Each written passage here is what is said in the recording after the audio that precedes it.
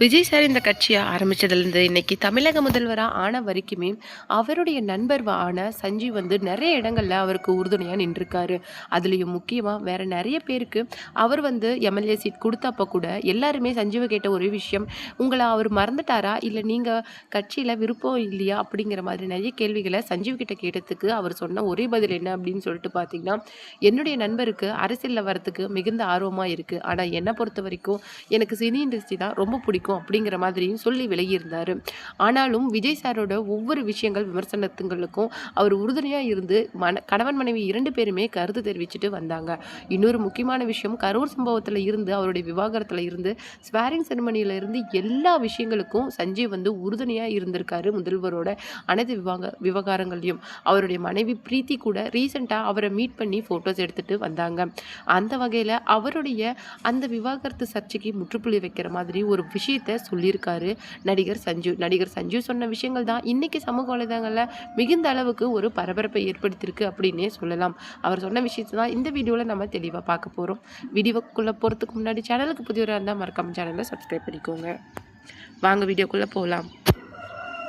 முதல்வரோட மனைவியான சங்கீதா விஜய் வந்து இந்த விவாகரத்தை தாக்கல் பண்ணும்போது பலரும் பலவிதமாக பேசினாங்க. அதுலேயும் முக்கியமாக திரைத்துறையை சேர்ந்தவங்க, அது மட்டும் இல்லாமல் அவருடைய நண்பர்கள் அப்படின்னு சொல்லிட்டு அவங்களே அந்த விஷயத்தை தப்பாக பேசினாங்க. அதில் சங்கீதா விஜய் சொன்ன ஒரு முக்கியமான விஷயம் என்ன அப்படின்னு சொல்லிட்டு பார்த்தீங்கன்னா, திருமணத்தை மீறிய ஒரு தகாத உறவில் ஒரு நடிகை கூட இருக்காரு. அதுக்கு மட்டும் இல்லை, எனக்கும் அவருக்கும் கிட்டத்தட்ட 3 வருடமாக எந்த விதமான தொடர்பும் அது மட்டும் இல்லாமல் பேச்சுவார்த்தையுமே இல்லை. ஒரே வீட்டில் நாங்கள் தனித்தனியாக தான் இருக்கிறோம். என்னுடைய அமைதி மற்றும் குழந்தையோட வருங்காலத்துக்காக இந்த விவாகரத்தை நான் அப்பீல் பண்ணுறேன் அப்படிங்கிற மாதிரி சொல்லியிருந்தாங்க. அந்த விஷயம் வந்து திரையுலகத்தையே ஒரு அதிர்ச்சிக்குள்ளாக்கிருச்சுன்னே சொல்லலாம். அந்த நடிகை அதிகபட்சம் திருச்சலாம் அப்படிங்கிற மாதிரி சோஷியல் மீடியாக்களில் வலம் வர ஆரம்பிச்சது. அவங்க சொன்ன மாதிரியே நிறைய அதுக்கப்புறமேல அவருடைய முக்கியமான விஷயங்களில் அவங்களுடைய ப்ரெசன்ஸ் அப்படிங்கிறது இருந்தது. அது மட்டும் இல்லாமல் ஸ்வாரிங் செரமனியில் அவங்க வராமல் போனது அவங்களுடைய ஃபேமிலியை இன்வைட் பண்ணினாங்களா இல்லை அதனால் சங்கீதா வரலையா அப்படிங்கிற ஒரு கேள்விக்குறி. அது மட்டும் இல்லாமல் ஃபர்ஸ்ட் ரோவில் சங்கீதா மேம் இருக்க வேண்டிய இடத்துல த்ரிஷா மேம் இருந்தது அப்படின்னு சொல்லிட்டு சர்ச்சை அப்படிங்கிறது மேலும் மேலும் அதிகமாயிட்டே போச்சு.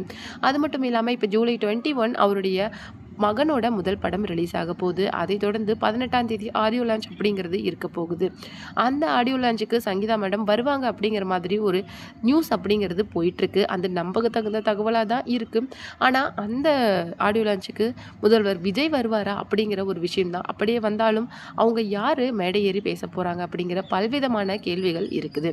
அது மட்டும் இல்லாமல் இந்த விஷயத்தை குறித்து பேசியிருக்கிற நடிகர் சஞ்சீவ் என்ன சொல்லியிருக்காரு அப்படின்னு சொல்லிட்டு பார்த்தீங்கன்னா, 2 விஷயங்கள் போயிட்டுருக்கு. ஒன்று வந்து ஜூலை 21ஆம் தேதி அவருடைய மகன் சஞ்சீவோட முதல் படமான சிக்மா ரிலீஸ் ஆக போகுது. அதே ஜூலை 24ஆம் தேதி அவருடைய கடைசி படமான ஜனநாயகனும் ரிலீஸ் ஆக போகுது.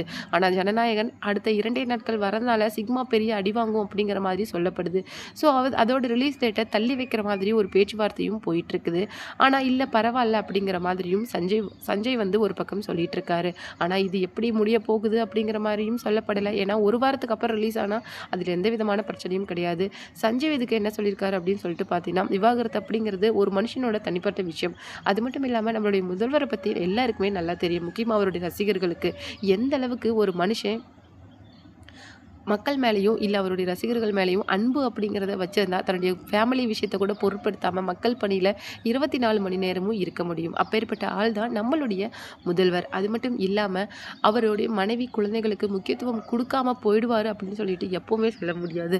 அவருடைய மகன் சஞ்சய் மேலே அவர் உயிரையே வச்சுருக்காரு அப்படிங்கிற விஷயம் நிறைய பேருக்கு தெரியாது. ஏன்னா அவருடைய பெரிய ரிலாக்ஸேஷன், அது மட்டும் இல்லாமல் அவருடைய ரோல் மாடல் அப்படின்னு சொல்லிட்டு அவருடைய எல்லா குழந்தை பருவமாக பார்க்குறதே அவருடைய மகனை தான்.